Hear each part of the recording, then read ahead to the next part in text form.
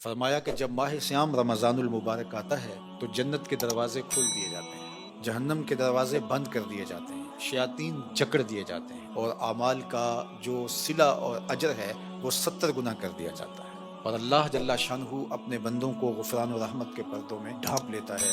تو یہ مہینہ آتش دوزخ سے نجات کا مہینہ ہے۔ ماہ سیام رمضان المبارک اس اعتبار سے بھی بہت اہمیت کا حامل ہے کہ اس مہینے میں قرآن مجید کا نزول ہوا ہے، اس لیے اس مہینے میں کثرت کے ساتھ قرآن مجید کی تلاوت کی ترغیب دی گئی ہے۔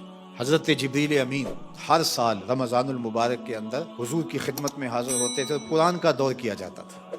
تو قرآن مجید کی تلاوت اس مہینے خاص طور پہ ہمارے ساتھ جڑی ہوئی ہے اور ہمیں اس کی ترغیب دی گئی ہے۔ تو یہ مہینہ گویا قرآن کے ساتھ جڑا ہوا ہے۔ اللہ کے محبوب علیہ السلام نے ارشاد فرمایا قرآن اور رمضان یہ دونوں قیامت کے دن سفارش کریں گے، تو اللہ جل شانہ ان دونوں کی سفارش کو قبول کرتے ہوئے روزہ دار کو اور قرآن پڑھنے والے کو جنت عطا فرما دے گا۔ یہ شہر مواسات بھی ہے، یہ ایک دوسرے کے ساتھ تعاون کا، محبت کا، ایک دوسرے کے ساتھ ہمدردی کرنے کا مہینہ ہے۔ تو اس ماہ سیام میں خاص طور پہ ہم ایک دوسرے کے ساتھ ہمدردی کے رشتے کو بھی مضبوط کریں۔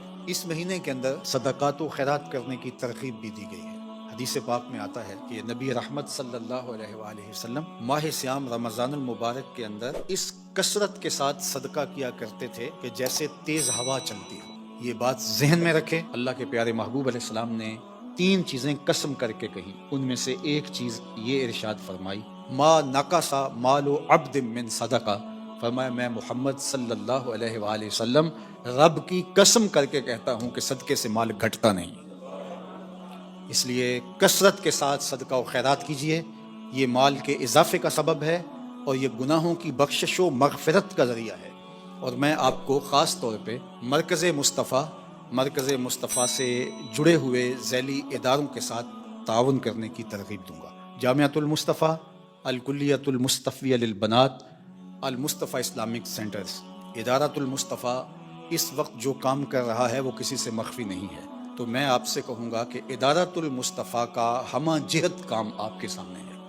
اس مختصر وقت میں اس کا تعارف آپ کے سامنے کیا رکھوں، یہ خوشبو پھیل کے اپنا تعارف خود کروا چکی ہے، اور پھر پاکستان کے اس وقت جو معروضی حالات ہیں وہ بھی آپ کے سامنے ہیں۔ جو ہمارا متوسط طبقہ تھا اور غریب طبقہ تھا وہ بھی مدارس دینیہ کے ساتھ تعاون کا ہاتھ بڑھایا کرتا تھا۔ 10 روپے، 5 روپے، 1000 روپیہ ماہانہ، 2000 روپے ماہانہ لوگ دیا کرتے تھے، لیکن وہ اپنے گھر کا کچن چلانے سے بھی تنگ بیٹھے ہوئے ہیں۔